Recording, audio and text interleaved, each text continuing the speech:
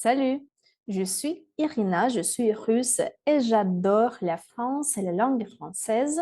Si vous aimez la France et la Russie autant que je les aime, abonnez-vous. Est-ce que vous savez que beaucoup de Russes parlent français, beaucoup de Russes étudient le français et beaucoup de Français étudient le russe, s'intéressent à la culture russe. Et dans cette vidéo, je vais poser des questions aux Français parce que je veux savoir pourquoi vous étudiez le russe. Qu'est-ce que vous pensez de la langue russe? Et aussi, je vais montrer aux Russes que les Français s'intéressent à notre langue, à notre culture. Vive l'amitié franco-russe. Vous êtes d'accord? Écrivez dans les commentaires qu'est-ce que vous en pensez. Allons commencer. Bonjour.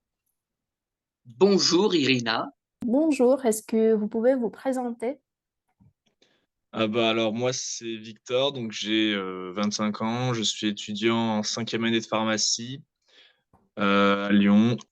Donc je m'appelle Christian Dott, j'ai 63 ans depuis 4 jours et donc j'habite à Douai-la-Fontaine. C'est une petite ville qui est située dans l'ouest de la France. C'est près de Saumur dans le département de Maine-et-Loire. Bah, je m'appelle Félicien, j'ai 23 ans, je suis belge et je suis musicien professionnel, je suis trompettiste, voilà. D'accord. Eh bien, je m'appelle Christophe Barrault, j'ai 65 ans et voilà. Et puis mon premier contact avec la Russie, ça a été avec l'Union soviétique il y a un peu plus de 40 ans. Alors, je m'appelle Antoine Collinet. Je suis arrivé en Russie en octobre 2021, si mes souvenirs sont bons, comme assistant à l'université de Kolomna, près de Moscou. Et j'ai beaucoup aimé le séjour. C'était comme une bouffée d'air frais. J'étais souvent dans le train Elektrichka entre Moscou et la ville de Kolomna, une belle ville médiévale. Et j'ai beaucoup regretté de devoir quitter le pays à cause de la situation que nous connaissons. Vous étudiez le russe?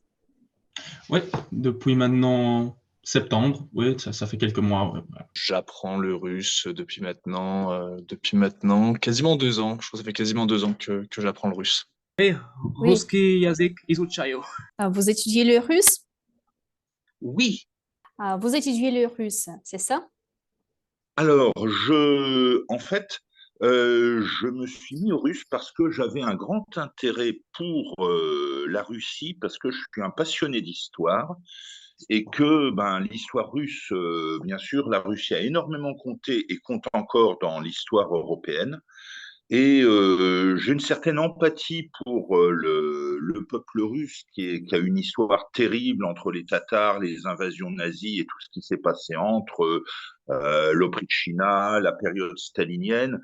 Et comment dire, c'est un peu le concept de Sochouchevnier, je prononce sans doute mal, mais c'est une certaine empathie pour les gens simples.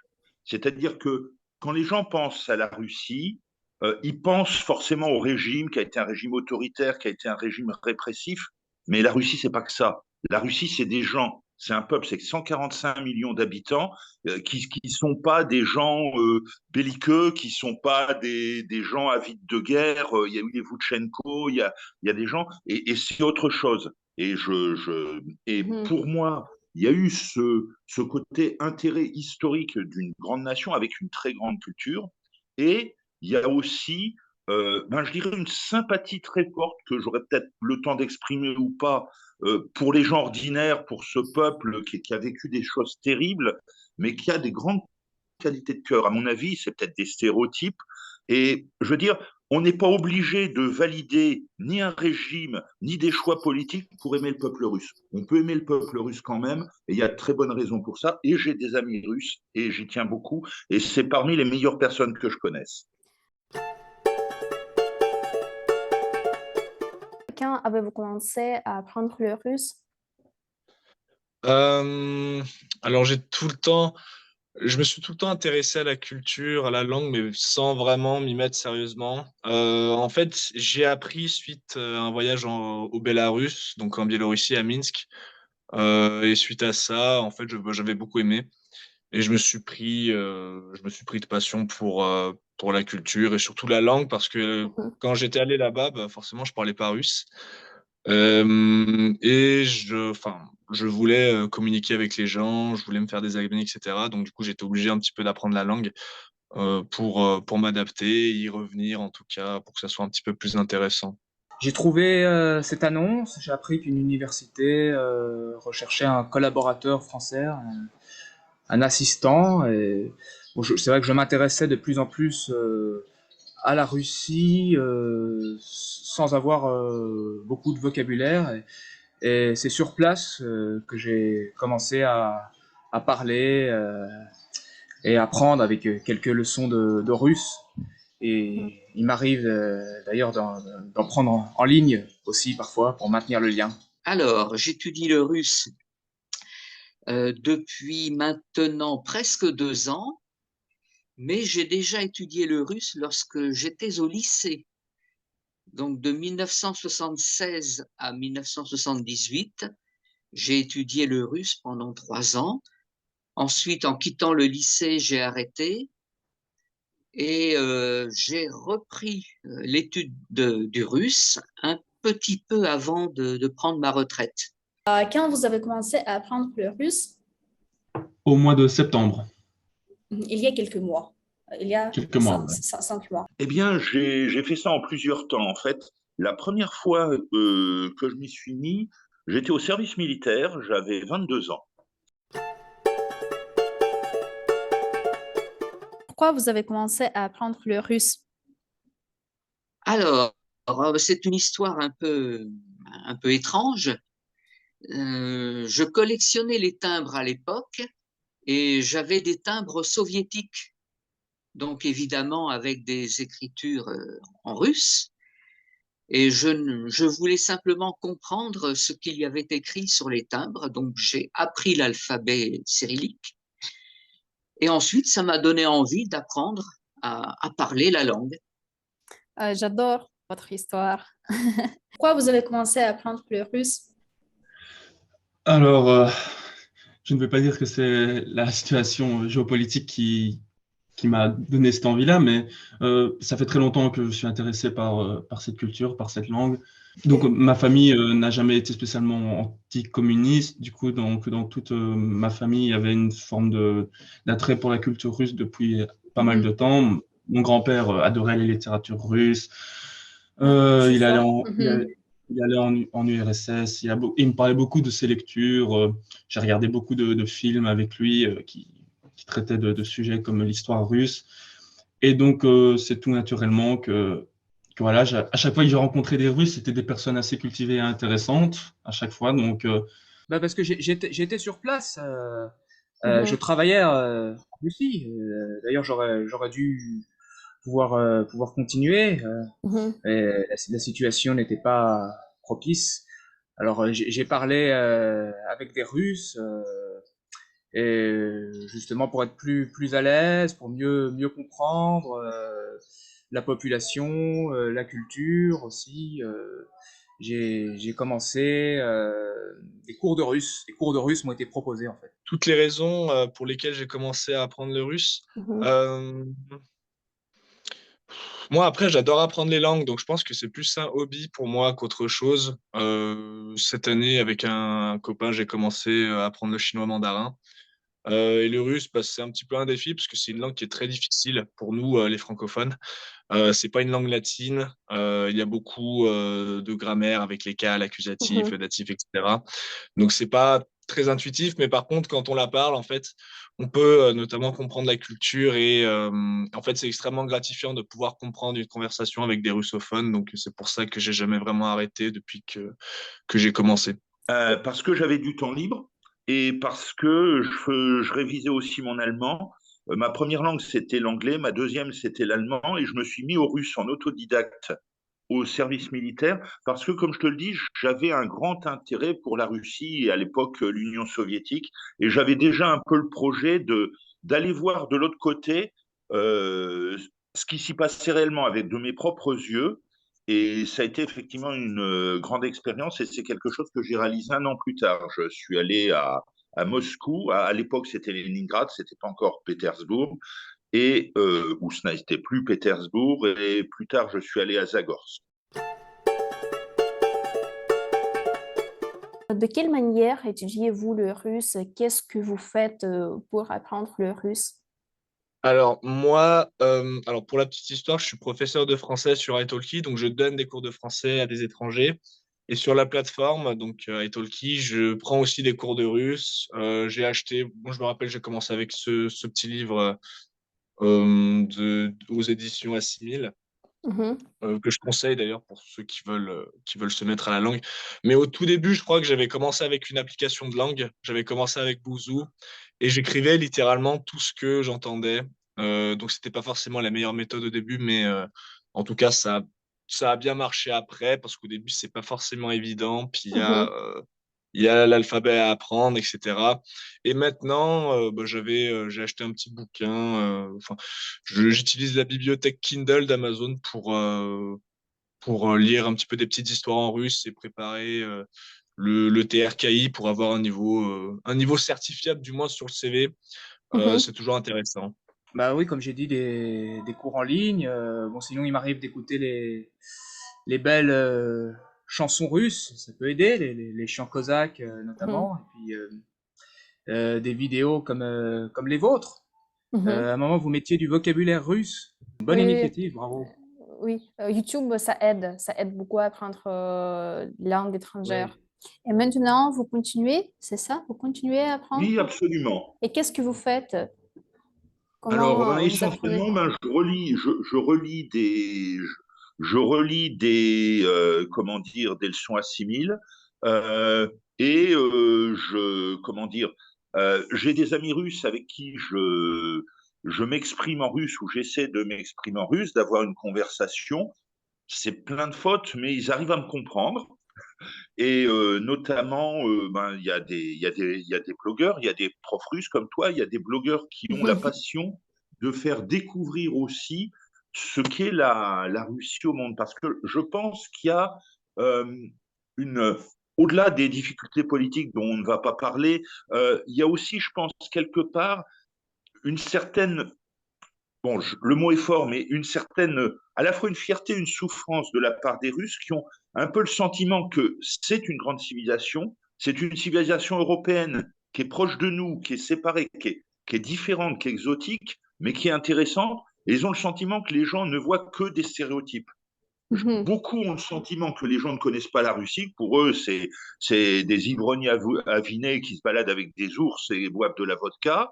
Et que ils ont beau avoir Pouchkine, ils ont beau avoir Evouchenko, ils ont beau avoir Dostoïevski, avec de magnifiques pensées humanistes, une problématique qui est très proche de nous, qui est celle du bien et du mal, mhm, celle de ce qui est juste, celle que, comment dire, celle de, comment dire, celle de la vérité qui sont importantes. Il y a des Russes qui sont morts pour la vérité. Il y a des gens, les gens pensent à Staline, ils pensent à Yezhov, ils pensent pas aux millions de Russes qui sont morts au goulag, ils pensent pas. Certains pensent quand même à tous ceux, les peuples de l'Union soviétique qui se sont battus à Stalingrad.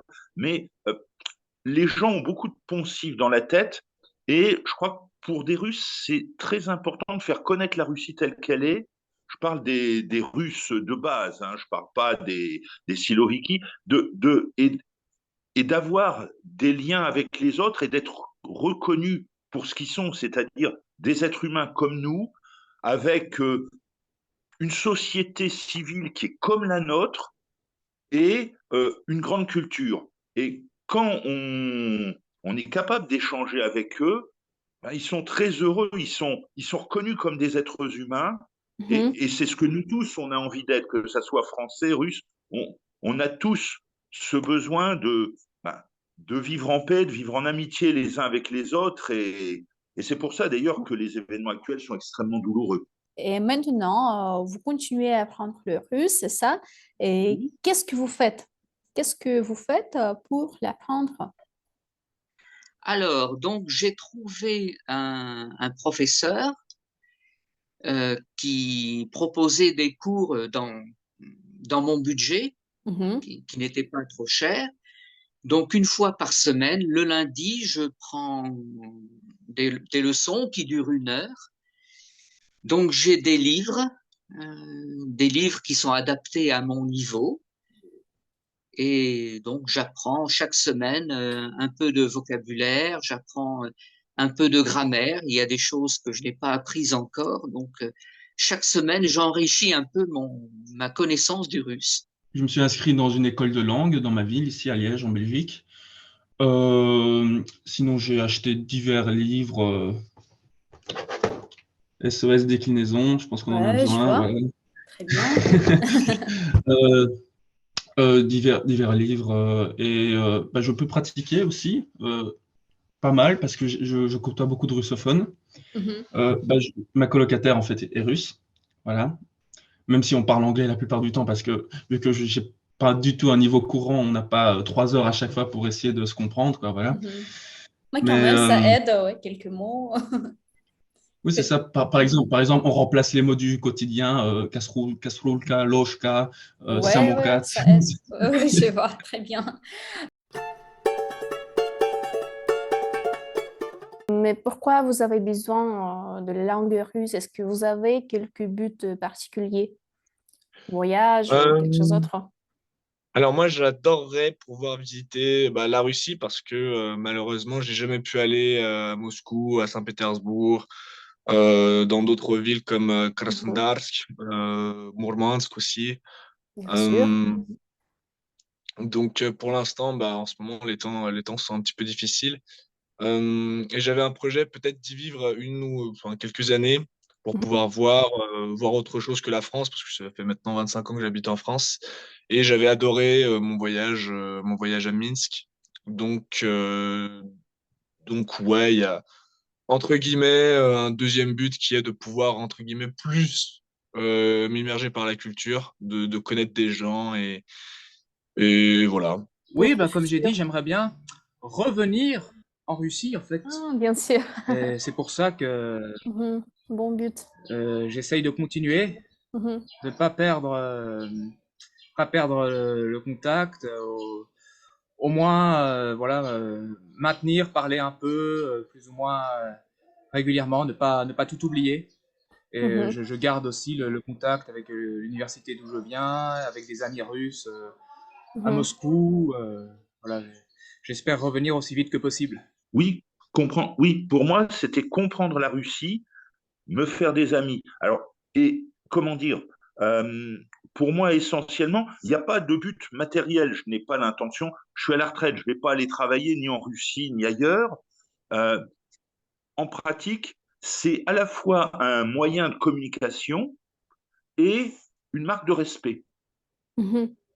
To Et znak uważenia. Et да, toje знак уважения. instrument общения. Конечно, ouais, c'est ça. Alors, j'aime entendre la langue russe parce que c'est une langue que je trouve très musicale. Mhm. C'est très chantant. Et comme je suis musicien, Ah ouais. euh, oui, donc je Mhm. suis musicien. Pendant très longtemps, j'ai joué de l'alto Mhm. dans un orchestre lorsque j'habitais à Paris. Et donc, je trouve que la langue russe est très musicale. Donc, j'aime cette langue, j'aime la beauté de la langue. Et mon but, c'est simplement de pouvoir aborder un jour la littérature Mhm. et de pouvoir parler aussi lorsque j'aurai l'occasion de rencontrer des Russes ou lorsque j'aurai l'occasion d'aller en Russie. Oui, j'espère qu'un jour, du Moi coup, aussi. votre but est d'en profiter. Ouais. Oui, et puis d'avoir un peu plus de connaissance de la langue, c'est Mhm. d'enrichir aussi ma connaissance de la culture russe, parce qu'avec la langue, il y a toujours la culture. Bien sûr. Il y a la littérature, la musique, il y a la Mhm. peinture, il y a l'architecture aussi qui est très belle. Et Donc ça me permet d'enrichir ma connaissance de la culture russe. pourquoi vous avez besoin du russe? Est-ce que vous avez le but particulier? J'aimerais bien retourner en Russie parce que j'ai fait le transsibérien il y a 4 ans. Voilà, Mhm. j'ai fait le transsibérien. Mais j'aimerais, à cette époque-là, je ne parlais pas du tout russe.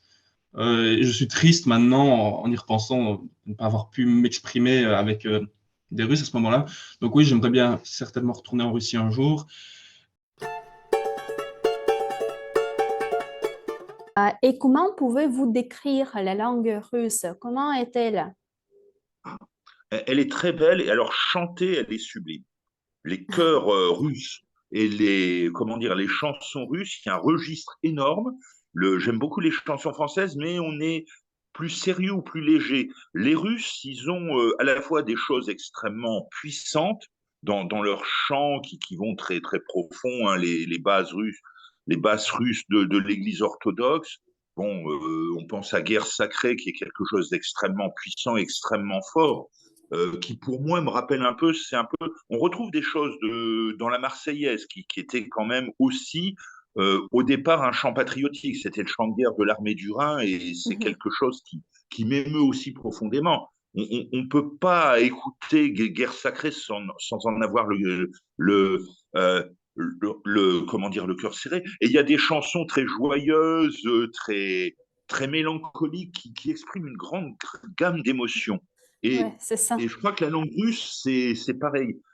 Même les Russes qui viennent en France et qui parlent avec un léger Mhm. accent russe, euh, c'est agréable. C'est un accent qui est sympathique, qui est très typé, avec l'accent tonique qui ne disparaît pas complètement, les R qui sont roulés. Ouais, Et c'est quelque chose qui inspire la sympathie, je ouais, trouve. vous savez, beaucoup de Russes disent quelque chose pareil à propos de la langue française. On dit que on ne parle pas en français, on chante en français. On dit que la langue française est très mélodique. Même on dit que cette langue est la plus belle du monde. On a ce cliché en Russie. Beaucoup de gens aiment le français. Euh, et voilà. Comment décrire la langue russe? Il paraît que c'est une des langues les plus compliquées du monde. C'est ce que j'ai entendu. Non. C'est ce que j'ai entendu dire. Mhm, Je sais pas si c'est vrai, mhm. mais c'est une belle langue poétique aussi, hein. Oui, c'est ça. Je crois que vous avez cité certains poètes. Je me rappelle Pouchkine, je crois. Ah, Oui, il était oui, poète oui. aussi, Pouchkine? Oui, oui, oui, bien sûr. Oui. C'est comme Molière, Euh, on dit que Pouchkine, c'est le père de la langue russe, comme ouais. on dit que le français, c'est la langue de Molière. Oui, la Mhm. langue de Pouchkine, c'est ce qu'on dit, effectivement. Oui, oui, c'est ça. La langue de Pouchkine. Exact. La langue russe, si je pouvais la décrire, euh, c'est une langue qui est extrêmement précise au niveau des sentiments, au niveau de la grammaire, mais aussi au niveau de l'expression. Euh, Malheureusement, ça, on peut le voir que si euh, on lit parmi les grands auteurs russes, donc du Dostoïevski, Pushkin. Enfin, si on écoute la musique, si on écoute, enfin, si on lit les livres, c'est une langue qui est très profonde au niveau des sentiments. Elle est, je dirais, plus complexe que le français.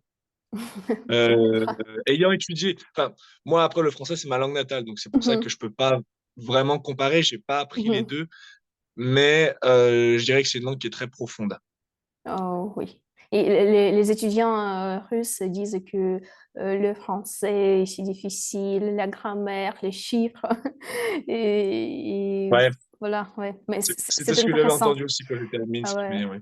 Si ça sera assez facile, c'est pas intéressant. Ouais. C'est- Hmm. C'est euh, pas la langue la plus facile à apprendre non plus, le russe. mhm, Enfin, généralement, les Français préfèrent apprendre l'italien, l'espagnol, parce que c'est des langues qui ont un petit peu la même racine.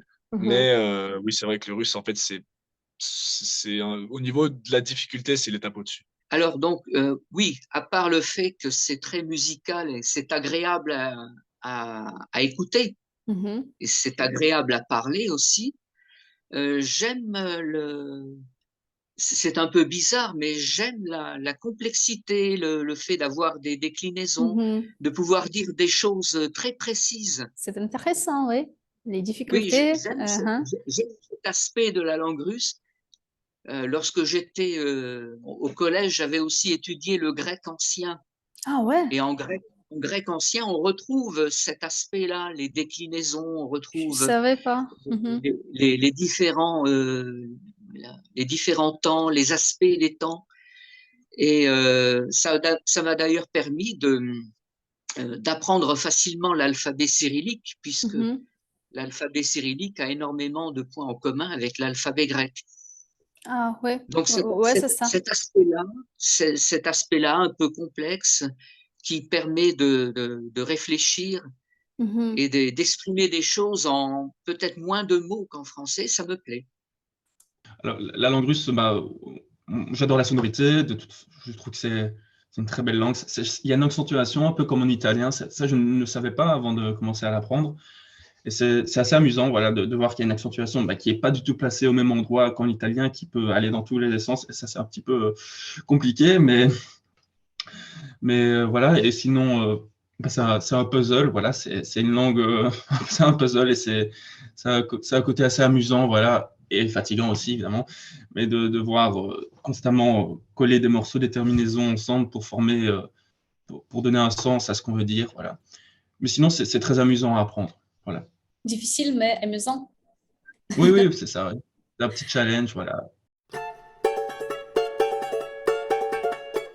Est-ce que vous pouvez dire quelque chose en russe? Вы можете сказать что-то по-русски? Например, вы Да, приедете в да, Россию? Скажите, да, поедете вы в Россию? конечно, конечно, я немного, я немного говорю по-русски.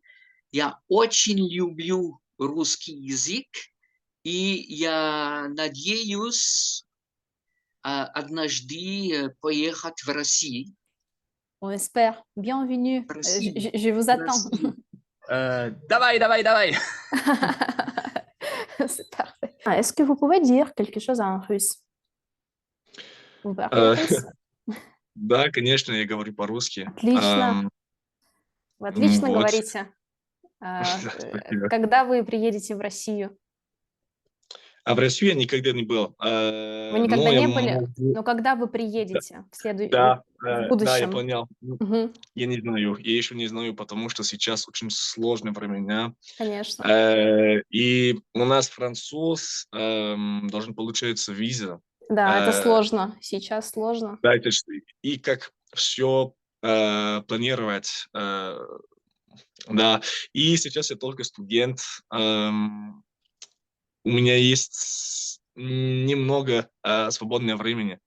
Ну вот тогда сейчас это очень сложно для Ну, меня. Вот. однажды, мы надеемся, что однажды вы приедете в Россию. Вы можете сказать что-то по-русски? Вы говорите по-русски? Да, конечно. Конечно. Я попробую. Да, конечно, попробую. Да. Вы бы хотели поехать в Россию еще раз? Вы бы хотели отправиться в путешествие по России? Oui. Проблем, что если я могу путешествовать, главное внимание это видеть мой старший дочь в Новая Москва, Питер, Конечно, Байкал, увидеть Камчатка. современную Россию, да, отлично. Привет, меня зовут Фелисиан, я из Бельгии. Я очень люблю русский язык. Qu'est-ce que vous pouvez dire aux Français qui vont voir cette vidéo? Eh bien, je pense que s'ils voient cette vidéo, déjà ils s'intéressent à la Russie. Je les Mhm. encourage Ouais, logique. à continuer, hein, bien sûr. Il n'y a pas de pays parfait en ce bas monde, hein. Comme tout pays, la Russie a ses avantages, ses inconvénients, ses qualités, ses défauts, mais disons par les temps qui courent, il est important de ne pas se laisser influencer par la propagande, Exactement. la désinformation.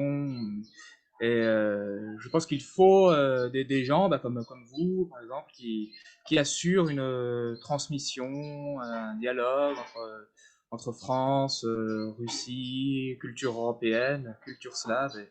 Et donc pour cela, merci. Большое спасибо. Eh bien, je pense que voilà, il ne faut pas en rester aux différends politiques. Il faut se rendre compte que la Russie, c'est pas un tout homogène.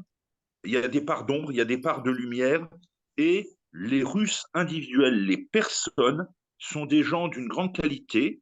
Ceux que je connais ont un grand cœur, une grande culture. J'ai énormément d'estime pour les Russes cultivés. Quand ils sont cultivés, ils ne le sont pas à moitié. Ils sont vraiment très cultivés.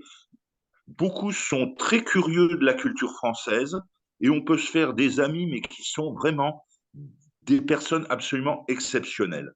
Et le russe, c'est à la fois une marque de respect pour eux et un instrument qui vous permettra de communiquer. Et croyez-moi, les Russes, les simples Russes, ceux que vous allez connaître, ils en valent la peine.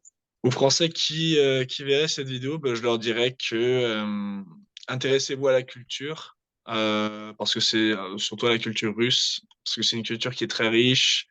Il y a beaucoup de grands auteurs, il y a beaucoup de grands scientifiques russes comme Sergei Korolev, Konstantin Tsiolkovsky. Mhm. C'est un pays, du moins, qui est très riche par son histoire. Vous vous ferez des amis, parce que, en tout cas, moi, de mon expérience, quand j'étais en Biélorussie, même quand je parlais pas russe, en tout cas, genre, les Russes et les Biélorusses adorent les Français. Enfin, c'est vraiment un peuple enfin, j'ai l'impression que les Russes en tout cas, euh, vouent une grande attache avec la France, de par le fait qu'on a des histoires similaires.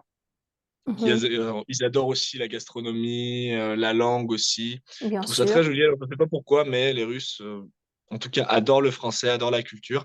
Et si jamais vous allez un jour, enfin, moi, j'ai pas d'expérience malheureusement en Russie, mais en Biélorussie, vous allez très vite vous faire des amis. Il y a beaucoup d'ignorance, énormément d'ignorance concernant la langue russe, la culture russe, surtout la culture russe et les Russes en général.